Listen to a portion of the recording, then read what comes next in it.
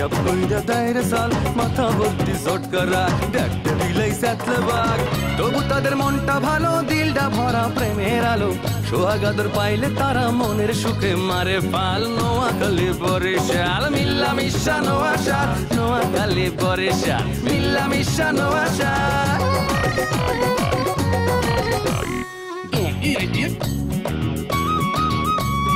দাওয়াত খাইয়া একটা যাও রে নোয়াখাইলা আর কিপটা যাও ফুটাও উপকারটা ভুললা পরের মাথায় কাটাল ভাঙ্গা খাও বরিশাইলা কথায় কথায় মামলা করে মিথ্যা কথা বললা নোয়াখালী কালি কালি কথায় মারো পেঁচ ঘরে বাইরে সব প্রাণীতে করো খ্যাচ খ্যাচ কথায় কথায় বরিশাইলা মারো শুধু চাপা যে কারণে তোদের উপর অনেক মানুষ খেপা নোয়াখালী বরিশাল মিল্লা মিশা নোয়াশাল নোয়াখালী বরিশাল মিল্লা মিশা নোয়াশাল নোয়াশাল একটা ভয়ঙ্কর জানোয়ার দেখতে আছি তালু জানোয়ার কই এই আশেপাশে দেখে লাভ নাই আপনার মনের মধ্যে যে জানোয়ারটা বাস করে এইটা আপনার চেহারার মধ্যে দেখতে পাইতে আছি দাদু মোরে একটা ব্যবস্থা না করে দিয়ে আমি একটা কাম করেন আপনি ওই শামসু বেগম বাড়িতে অনেক রুম খালি আছে ওই জায়গায় যেয়ে ট্রাই করেন দেখেন ওখানে কোনো রুমে ঢুকতে পারেন কিনা ফাইন ফাইন তা বিয়াই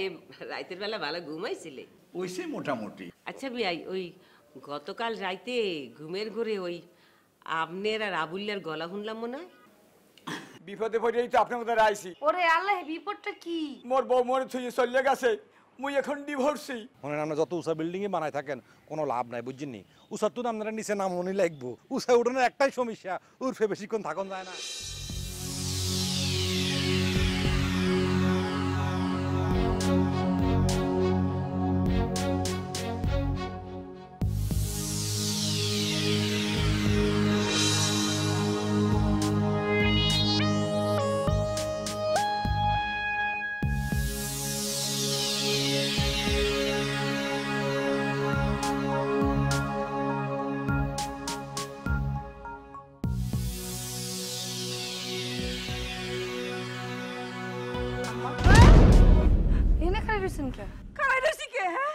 আর তো খাড়াই থাকুনের কথা না আর তো লাশই খাটিয়া তুটি যাওনের কথা লাইলি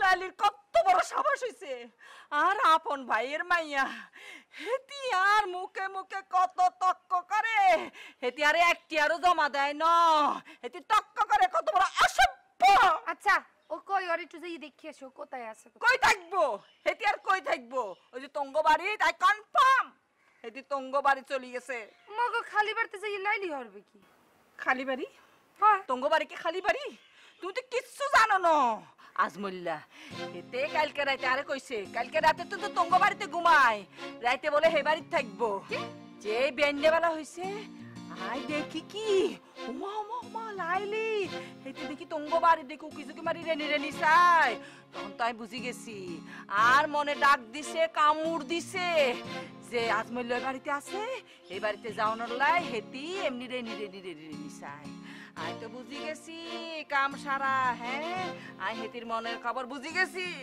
আই কনফার্ম হেতি জান ওই আজমুল্লার কাছে গেছে ও জান্নাত তুই তার ঘরের লোক কি তুই ছাড়া আরে এই সময় কি বিপদ তুমি বাঁচাইবো ক হ্যাঁ হ্যাঁ তুই এক কাম করো না তুই না আঙ্গ শোনা মা হ্যাঁ তুই এক কাম করো তোমার ভাইজান রে বুঝাই বুঝাই ক লাইলি লাইলি কোনো ট্যাটাসের মাইয়া নি কোনো হ্যাঁ হ্যাঁ নার্সের নার্স হ্যাঁ হেতিরে কিনলে বিয়া করবো ক হ্যাঁ আর রূপসীর কাছাকাছি আসেনি কোনো হেতির যোগ্যতা তুই ক যদি যদি আর রূপসী যদি ফিরে নাই হ্যাঁ আয় কথা দিলাম এই দারুচিনি বেগম কথা দিলাম আজমুল্লারে নিজে খাড়াই থাইকা সুন্দরী মাইয়া বিয়া করুম দরকার হইলে ব্যান্ড পার্টি বাজামু গ্রামে গ্রামে দাওয়াত দিমু আম্মা সোপাটা একটু থামান একটু চিন্তা করতে দেন চিন্তা করতে দেন চিন্তাই চিনি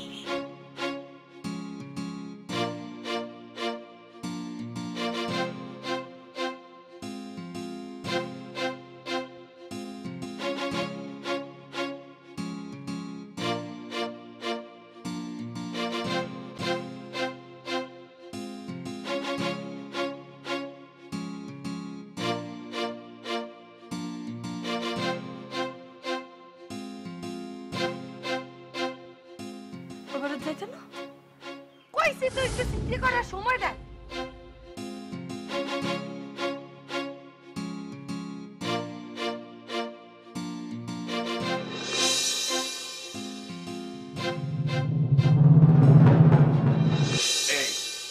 এইটা হইলো আমাকে বেডরুম, মানে ওই আমি ছোটকালে জন্মগ্রহণ করছি এই রুমই বলতে পারো। আব্বা আম্মা এই রুমে থাকে, তো চিন্তা করছে যে আব্বা আম্মাই তো এখন ঢাকায় আছে, তো হেরা চলে এলে পরে আমার মনে হয় যে এই রুমেই থাকবো, কারণ এসি লাগাইছে তো এই রুমে, তো এখন তো এসি রুমে আমারই থাকা লাগবে। আসলে সবকিছু মিলে এসিটা হয়েছে কি, মানে বেডরুমটা যদি ঠিকই বলছেন ভাইয়া, আসলে ঘরের মালিক না থাকলে ঘর কিন্তু ঠিক থাকে না ভাইয়া, একদম দোজক হয়ে যায় ভাইয়া। এখন মনে হইতেছে যে মালি নতুন মালি ঘরের মধ্যে আইয়া গেছে, ইনশাআল্লাহ এখন আর দোজক থাকবে না, এটা ব্যস্ত হইয়া যাইবে। আর এই আপা আপনি কিন্তু ওই বাড়িতে কিন্তু আর যাবেন না বলে, ওইটা একটা কোনো ঘর হইলে বলেন, এটা কোথাও মতো না বলেন না ভাইয়া। আপনি একেবারে ঠিক কথা কইছেন না, একটু আগে আজম বাড়ি কইছি যে এই বাসা কি সুন্দর, আর ওই বাড়ি তার খালা মানে আর ফুপু আমার বাড়ি, মানে মনে হয় জেলখানার মধ্যে যায় বই রই, মানে কত সুন্দর। একটা ভাইয়া ওই মানে আপনারা দুজন একটু ঘনিষ্ঠ কথাবার্তা বলবেন, তাহলে আমরা দুজনকে ড্রয়িং রুমে বসতাম। কেন আমরা কেন ঘনিষ্ঠ কথা বলবো এখানে বসে? আমরা তো অবশ্যই ড্রয়িং রুমে বসবো। হ্যাঁ, তারপরে ঘনিষ্ঠ কথা বলার জন্য আসছে নাকি? যান ড্রয়িং রুমে, চলে ড্রয়িং রুমে, ঠিক আছে আসো আসো, এটা হলো বেডরুম। তো আসেন, এই যে ড্রয়িং রুম, দেখেন কি সুন্দর ড্রয়িং রুম হয়েছে। এটা ড্রয়িং রুম, চলো চলো না আপনাকে বাসাটা এত খোলামেলা, কি সুন্দর বাসা, মানে দেখলে মনে হয় যে টেলিভিশন আছে না, টেলিভিশনের নাটকে যে এরকম বাসা দেখাইতো ওই রকম শুটিং এর বাসা। আফা কি বলবো আফা, এই বাসা নেওয়ার জন্য ওই ঢাকার তো কত শুটিং পার্টি আইছে, সিনেমার লোকজন আইছে, কিন্তু ভাইয়ারা দেয় নাই। কি ভাইয়া ঠিক বলছি না? হ্যাঁ অনেক ঠিক কথা বলছেন, ড্রয়িং রুমে চলেন। হ্যাঁ চল, আসেন আপা আসেন। এই খারাপ দেখে দেন, চল চল।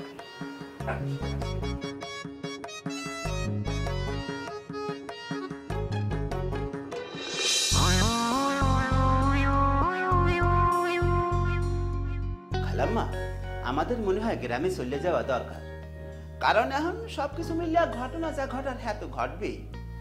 আর একটা জিনিস আমি চিন্তা করিয়ে দেখলাম যে নোয়াখালী ছাড়া বরিশাল লোক কপাল খোলে না। এই তুই তো গতকাল নোয়াখালী লোকের বিপক্ষে ফটার ফটার করলি, এক রাইট না যাইতে তুই নোয়াখালী লোকের পক্ষে কথা কই দিয়েছ? না মানে আমি অনেক চিন্তা ভাবনা করে দেখলাম খালাম্মা, সব কিছুর জোড়া তো পূর্ব নির্ধারিত থাকে, আর নোয়াখালী গুলোকে মনে করেন যে বরিশাল লোক বেশ মানায় জমে আর কি, যা অন্য কোনো দেশের মাইগুলোকে মানায়ও না আর জমেও না।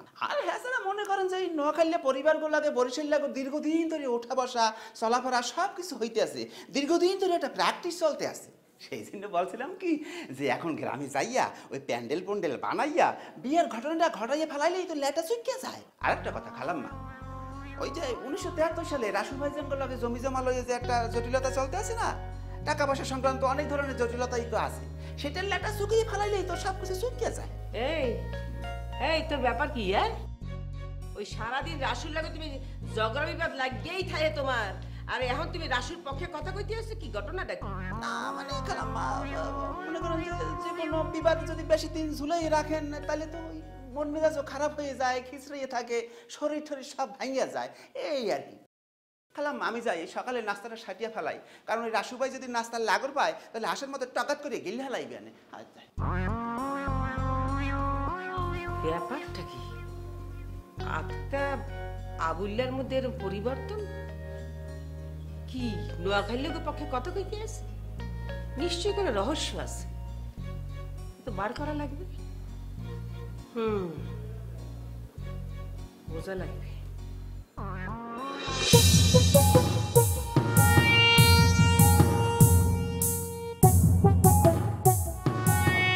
কি জমজমাট বাড়ি দিয়া কত মানুষজন আছে রে, কি একটা কিরকম একটা মজা আছে রে বাড়িটা, এখন কিরকম ফাহা ফাহা লাগে। আরে আর মানুষ গোলগুলো পাগল ছাগল হয়ে গেছে এরম। ও ভাই ও দাদু এরম হইলে কি কে দেয়? আরে সেটা তো আমি কই দেখাইতাম না। হ্যাঁ আসিল তো ভালো মানুষ, হঠাৎ করে আমরা মাথার মধ্যে কি দেখা দিল, উল্টা পাল্টা কথা কইলো কেন কইব? আরে আমি এই কারণে তারা নিয়ে গেলাম চিকিৎসার জন্য, তারা উপকার করতে যাই যে আমার এই সর্বনাশ করলো। আরে ভাই উপকার করলে তো কেন খাইবেন, ওটা তো আপনার বরাদ্দ, ওটা জায়গা আছে। শোনেন ও ভাই, ওই আইছিলাম শামসুবাইদারে, আপনাকে তো স্কুলে কতগুলো ঘর আছে, মোরে একটা ঘরে একটু থার ব্যবস্থা করাই লাগবে, একটু দেখা যায় পারেন? আর মিয়া এখন আছি নানান জাবালার মধ্যে, একটু প্রতিকূল অবস্থার মধ্যে আছি, তুই এনে লই আইছো তোমার ঘর ঠিক করবে লাগে কেন?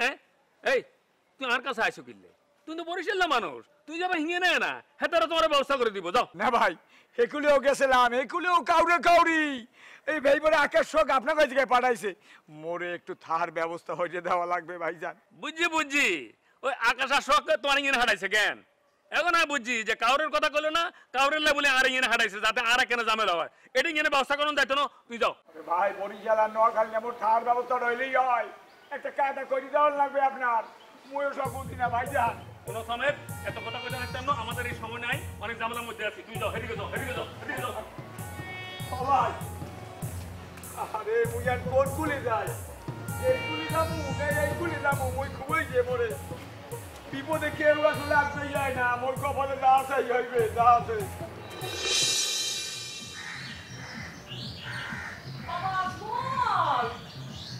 জামাই বাবাজি, আজমল, জামাই বাবাজি তুমি কোনায়? কি হইছে? উমা দেখছো নি কাণ্ড, জামাইরে খুঁজতে আর গলা বুকের পানি ব্যাগ ফুগাই গেছে, বেহনত তুমি কত খুঁজতেছি, তুই আনিনি? হ্যাঁ বেল কত উঠে গেছে, নাস্তা পানি খাইতা না আব্বা? না নাস্তা পানি খাবো না, আমার পেট এমনি বড় আছে। ওমা কি হইছে, পেটে দরদ হইছে নি কোনো? না পেটে কিছু হয় না, পেট ঠিক আছে, কোনো সমস্যা নাই। নাস্তা পানি খাই কি হইবে? আচ্ছা আপনি যে এত যে আমার দরদ দেয় কিরপিন আমার বুঝান দিই, আমি যে আইলাম কাল গইতে যে আমি আইলাম, আমার পরে যে একটু আমার যদি খাই খাতে করছেন, মানে আমার ভাত খাওন দাওয়ান মুহে তুলে না দেন, একটু আগুই বসছই তো দেয়, হ্যাঁ তো দেন নাই। একটা এক্স জামাই হিসাবেও তো আপনি মনে করেন যে আমার প্রতি একটা দরদ খাওয়া দরকার ছিল, এটা তো আপনার কিছু নাই। এখন আইসেন এককালে আমার লেগে পাগল হয়ে গেছেন, কিছু খাইবেন নি। ভাইয়া ওই আসলে দরদ তো আপনি জোর করে তার কাছ থেকে নিতে পারবেন না, এখন যা ঘটনার তো ঘটেই গেছে, আপনি আমাদের কিছু টাকা দেন, আমরা দুজনে বাজার সদর করে নিয়ে আসি। দেন টাকা দেন ভাইয়া। হয় গো শুনেন, হাতে যখন বাজার করে লই আনবো আনালে রাধি দিব। কি রে রান্ধুনি হয়ে গেছস, খুব ভালো পাকশি হয়ে গেছস। হ্যাঁ কোন ফটোলে চাকরি নিছস? হ্যাঁ কোন ফটোলে রান্না বান্না করো? তোর হাতে কি আর রান্না? হ্যাঁ ভাতে কত লবণ দান লাগে তুই জানিস নি? ফাজিল একই মরে গেছি নি, আর জামাই তোর হাতে রান্না খাইবো? এই খালাম্মা আপনি সত্যি তো না প্রেসার উঠতে যাইবে, আমি একটু ছোট কথা বলি, সেটা হলো যে মানে আপা আইজ হোক আর খাই হোক, সেই তো এবারে রানবে, সে তো এবারে বউ হইবেই, শুধু মানে দুই একদিনের লেগে আপনার বাড়িতে যাইয়া লাভটা কি বলেন খালাম্মা? ফাজিল কত বড় সাহস হইছে, আর সামনে কই তুই কি সর্বনাশ করছস? ফাজিল হ্যাঁ কি শুরু করছে ব্যাকের মারি কিন্তু খুন করে দিব কই দিলাম। হ্যাঁ আর মাইয়ার ঘরে আর মাইয়ার কোয়ালে আগুন জ্বালাইতেছে কেন? এই আমার এসে এই খবরদার। হ্যাঁ কি হইছে? খবরদার, অনেক কিন্তু মারামারি শুরু করে দিয়েছেন, অনেক ধরনের খেলা খেলতে আছেন, এটা কিন্তু ঠিক হইতেছে না। আপনি আমার হাউরির মতো করে থাকেন, আপনি কিশোর আছেন মানলেন কেন? আরে জামাই বাবাজি ঠিক কথাই বলছে। ঠিক কথা কইছে। আপনি কিন্তু জেদ বাড়াইন না। কি আর জেদ? আপনি জেদ বাড়াইন না, আপনি আবার অর্ধেক কুদ্দে কেন এত কোদাকুদি কিসের আপনার? ওর এত সাহস কিসের? আপনি আইছেন আমার দাওয়াত খাওয়াইতে, আপনি আইছেন আমার নাস্তা খাওয়াইতে, তা ওর একটা কথা শুনলে আপনি এখন ভাই বোনের না এখন ফরফর করে ওঠেন কিনবেন না। উল্টা পাল্টা কথা কইলে এই তাহলে যা বাজার করে জামাই বাবাজি কাজ কিন্তু ঠিক না। মাছ মাংস যা আছে সবকিছু নিয়ে আয়। এই তুমি রান্না এই রান্না হয় না। এই ভাইয়া ওই খালাম্মাকে কিন্তু দাওয়াত করবেন, উনি কিন্তু এই তোরা যা রান্না হবে এখানে, তা দিয়ে দিস ৫,০০০, দেখি কি কি আনে ওরা। জামাই বাবাজি হ্যাঁ কামকান কিন্তু ঠিক হয় না। হ্যাঁ দেখা যাবে কি হইছে না হইছে। আই কইলাম তোমার মুরব্বি। হ্যাঁ মুরব্বি মুরব্বি হইয়া মাসে গায়াত করবেন, আপনি আমার মুরব্বি। হ্যাঁ আচ্ছা ঠিক আছে। গুল্লাকে না পারে তোর গুল্লাকে তো পারি না। আচ্ছা তোর হাতের পাঁচ পা বাইরে গেছে কেন? বুঝবি তুই। আপু কমা হুড়া হাগল গেছে, হাতের গুলাও হাগল হাতেরও হাগল। আস্তা ওসব চিন্তা করে লাভ নাই, চলো আমরা ওই রুমটাই চাই, ওই রুমটা কিন্তু অনেক সুন্দর, চলো।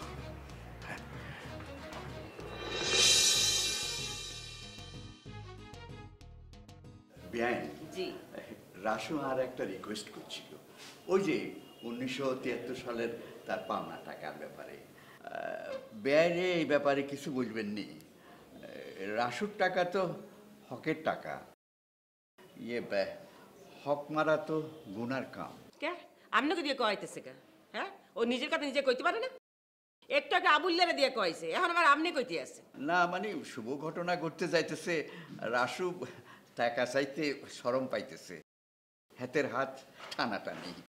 সামনে বিয়ার অনুষ্ঠান, হাতে নাকি কি গিফট টিপ দিব। আপনি বিয়া সাহেব একটু কন না। হনেন বেয়াই, আপনি বোধহয় জানেন না, অনেক টাকা ওই রাসুর মায়েরে আজমলের আব্বা ফেরত দেছে। ও যে টাকার কথা কয় সেই টাকা তো দেছে, বাদ বাকি আরো অনেক টাকা দেছে। আর সেই টাকার যে সুদ ধরে হেলো করলে রাসুর দ্বারে আমরা অনেক টাকা পাই। এটা আপনি কি ধরনের কথা বললেন? সুদ খাওয়া কিন্তু হারাম। আচ্ছা ভাই, ব্যাংকে যে মানুষ টাকা রাখে ওটা কি ওই সুদ খায় না বাতাস খায়? আরে এইসব কথা বাদ তো।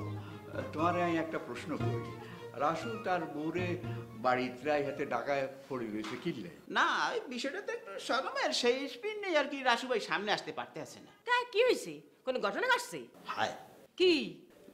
না মানে রাসু ভাই তো শরমে বলতে পারতে আছে না, সে যাকে বিবাহ করছিলেন সে তো আসলে চোর। 2-3 দিন আগে 13-14 ভরি সোনা আর ওই খুচরা 40-50 হাজার টাকা লইয়া পলাইয়ে গেছে। কি?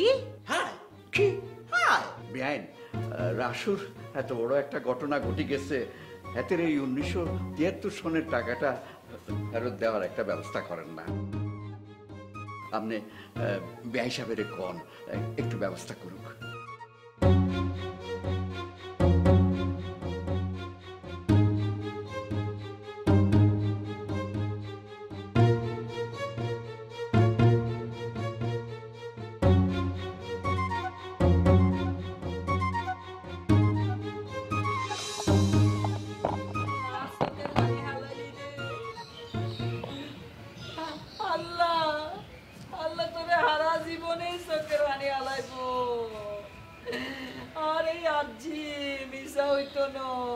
তোর চোখের হানি হারা জীবন যাতে না শুকায়। শাশি আম্মা, আন্না আল্লাহর কাছে কার নামে বিষয় দিতেছেন? কার নামে বিচার দিব বুঝছ না?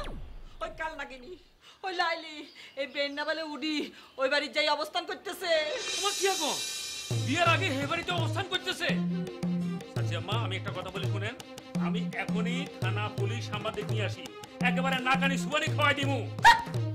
বলদের বলদ, সাংবাদিক আনবি, পুলিশ আনবি? এই আঙ্গ বাণিজ্য তার কিছু থাকবো নি? তুই জানোস না এখন আজমলের বাণিজ্যতার লগে আঙ্গ বাণিজ্য জড়িত হয়ে গেছে? কত বড় সাহস! আর রূপসীর কোয়াল হুড়ি তুই ওই বাড়িতে উঠতে চাস কেন? আল্লাহ সহ্য করতে না। মুকসেদ, মুকসেদ উপায় বাইর কর, উপায় বাইর কর, ঠান্ডা মাথায় বুদ্ধি বাইর কর, যাতে এমন লাঠি লিবি যে একেবারে কাল নাগিনীর মাথা বরাবর ঠাস করে মারবি, কাল নাগিনী মরি যাইব আর লাঠি ভাঙতো না। আল্লাহ কি বিপদ, কি বিপদ! আল্লাহ এত বড় বিপদ কি এনে দিলা রে আল্লাহ! বিপদে মোরে রক্ষা করো এ নহে মোর প্রার্থনা, বিপদে আমি না যেন করিব।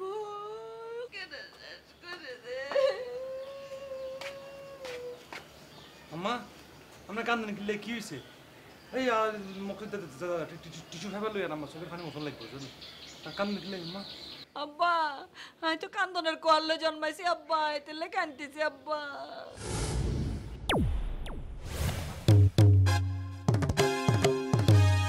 কই আম্মা, আপনার কোয়ালে তো এরকম কিছু লেখা আছে দেখতে পাইতেছি না।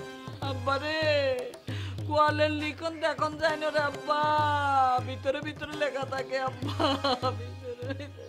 আচ্ছা আম্মা, আপনার কি হয়েছে? আপনার আরে খুলি কর না। উমা ভাইসা, শাশি আম্মা এতক্ষণ ধরে কি কইছে আপনি কিচ্ছু শুনেন না? কি আলাপ হয়েছে? ভাইজান, লাইলি আফা আজমবার লোকে হাতার গো বাড়িতে উঠছে, তারপরে শাশি আম্মা গেছিল, শাশি আম্মার লোকে খারাপ ব্যবহার করছে। ও মাই গড ওএমজি, আম্মা কথা কি হাসানি? আপনার লোকে খারাপ ব্যবহার করছে? আমি তো তাইলে কঠিন প্রতিশোধ নিই। না না না আব্বা, এই কাম করিও না আব্বা, এই কাম করিও না, তুমি মাথা ঠান্ডা করো আব্বা, ব্যাগ ঠিক হয়ে যাইবে আব্বা, কোনো প্রতিশোধ নেওয়ার দরকার নাই আব্বা। না না না, রক্ত রক্ত করতেন না,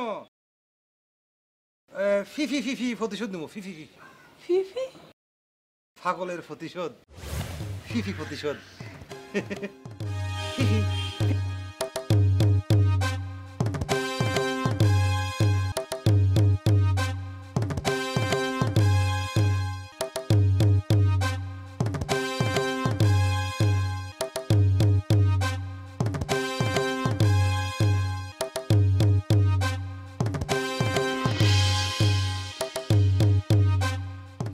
আমার আমাদের শুনি আমি তো মনে করছিলাম হ্যাঁ সব করতে যাইব।